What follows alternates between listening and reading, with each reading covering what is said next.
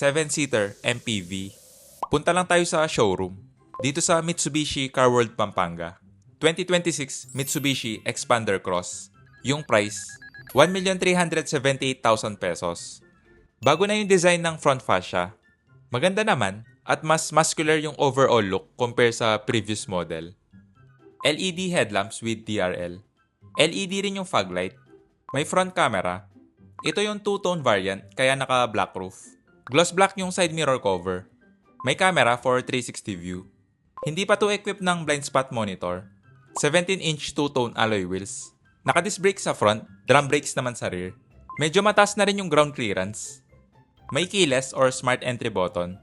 Check natin yung interior. Two-tone leather seats. Manual seat adjustment sa driver. Same sa front passenger. Hindi lang ako fan ng ganitong height adjustment knob. Nakakaluma yung dating. Sa door panel, hard plastic. Soft leather trim yung armrest. Power window switch, pero driver window lang yung automatic. Leather wrap steering wheel. Naka-electric power steering na to, kaya expect nyo na magaan. Tilt and telescopic adjust tong steering column. Full screen na yung instrument cluster. Push start ignition. Pagdating sa visibility, okay naman. Medyo mataas yung ride height. Kita pa rin yung hood ng konti. Hindi rin sobrang kapal ng A-pillar, kaya less blind spot. Yung dashboard, hard plastic. 10-inch infotainment screen. Wala nga lang volume knob. Single zone climate control. May 2 USB port at 12-volt socket. 4-speed automatic transmission. Naka-electronic parking brake. Soft leather trim yung center armrest. Check natin yung storage. Medyo malaki na rin yung storage space. Hindi nga lang dampen yung glove box. Walang vanity mirror yung sun visor. Pero yung sa front passenger, meron. Iset ko lang yung driver seat sa driving position ko. Check natin yung second row. For reference lang, 5'7" yung height ko. Two-tone leather seats. Sa door panel, hard plastic. Soft leather trim naman yung armrest. Power window switch, pero hindi automatic. Nakaset na to sa driving position ko, yung legroom. Okay naman yung space, medyo maluwag na rin. Yung foot space, makakapag-stretch ka pa. Hindi nga lang flat yung floor, pero hindi naman sobrang taas ng hump.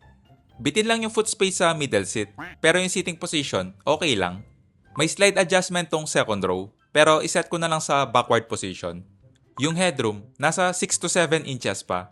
Hindi rin problema yung seat angle kasi reclining seat naman to. May overhead AC vent with fan speed control. Check natin yung cargo space. Maganda naman yung design ng rear end, na bago lang yung lower bumper. LED taillight. May reverse camera. Wala nga lang parking sensor. Manual tailgate to na okay lang naman. Ganito yung space pag naka-fold yung third row. Ganito naman yung space pag naka-fold up. May underfloor storage. Check natin yung spare tire. Naka-alloy wheel. Check natin yung third row. Nakasagad sa backward position tong second row para lang matest yung third row space. I-try ko lang kung mahirap bang pumasok.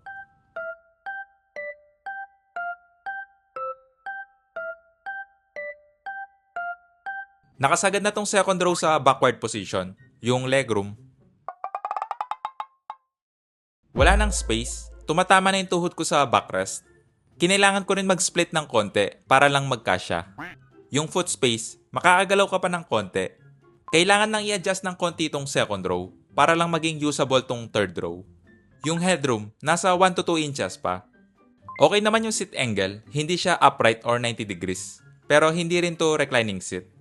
May cup holder sa right and left side. Check natin yung engine bay. 1.5 liter gasoline engine. Hindi na ako nakapag-test drive, kaya wala akong idea sa engine performance. Pero based sa engine specs, parang halos same yung power niya sa ibang sedan. Palike na lang and subscribe. Paalam.